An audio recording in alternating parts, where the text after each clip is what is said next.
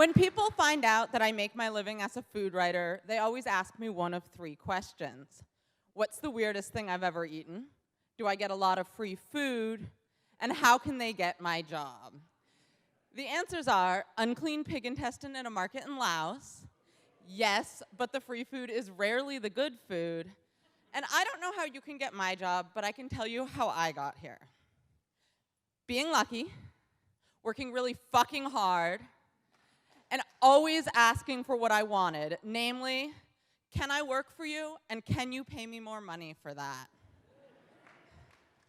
I was lucky because I was raised by two wonderful people with stable jobs. I went to good schools, Garfield, and when I graduated, I didn't have to support my family. I was lucky, but I did not luck into being a food writer. For that, I hustled, and I constantly asked for more.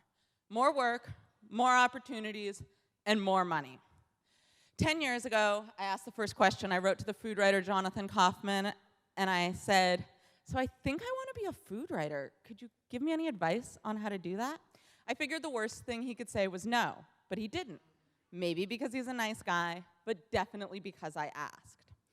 So Jonathan gave me the same advice anyone has ever given a budding writer. Start writing. Namely, he suggested I start a food blog, and so I did. For the first 5 years and 300 blog posts, nobody paid me. Possibly because I had no idea what I was doing, but definitely because I didn't ask. In October 2011, I was laid off from my day job. At that point, I knew a little bit better what I was doing, and I bought a camera. I sort of thought maybe I could make a little extra money on the side while I was unemployed. So I wrote to the food editor at the Seattle Weekly, and I asked to write for the paper. I figured if she said no, I'd be right where I started. But she didn't, so I had a column on my hands. I wasn't the best writer in Seattle. I didn't know the most about food, but I was willing to work hard. I would turn that column in on time every week, and most of all, I asked for that column. Unless you're a celebrity, a genius, or maybe friends with an editor, nobody's gonna call you up and say, hey, would you like to write a 3,500-word cover story for us on Seattle's best restaurants? We'll pay expenses. You do not get what you don't ask for. But soon, I was back at a new day job, and I continued to write for pay, but it was my side piece. Then I started talking to Como News' lifestyle site about a column. They asked me how much I wanted. I asked for a rate 7.5 times what I'd made at the Weekly. They said yes, I was off. I started emailing more editors, pitching more publications. I stopped saying yes when someone said, we'd love you to write, but we can only pay you whatever paltry rate. They could ask me to write for $25 a column. The worst I could say was no, and I did. But if I was making this much on the side, could I double that if it were my full-time job? Triple it?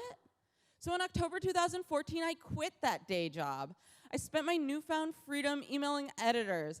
I was moderately successful, but I only made about half of what I'd made in my day job. So I hired a pitch coach, and within 3 sessions, I'd sold 2 pieces to my dream publication. What did the pitch coach teach me? Honestly, not a whole lot, but she made me accountable to her to pitch. I could no longer pitch lower paying, less exciting places to build up. I had to pitch that place this week and report back. I'd been playing around in the kiddie pool when I should have been throwing bait to the sharks. All I had to do was ask for what I wanted. So I asked for more. I asked bigger and better places. And when they said yes, I stopped writing for a place that paid me less money. I drew a line in the sand. I would no longer write for less than $50, $100, $150. If they offered me less, I asked for more money. Sometimes I got it, sometimes I didn't. The worst they could say was no. It took 8 months from when I first quit my day job to when I made the same amount of money as a food writer. It took 10 years from when I first emailed Jonathan Kaufman and asked, how do I become a food writer? But I made it. And 2 questions got me there. Can I work for you? And can you pay me more money for that?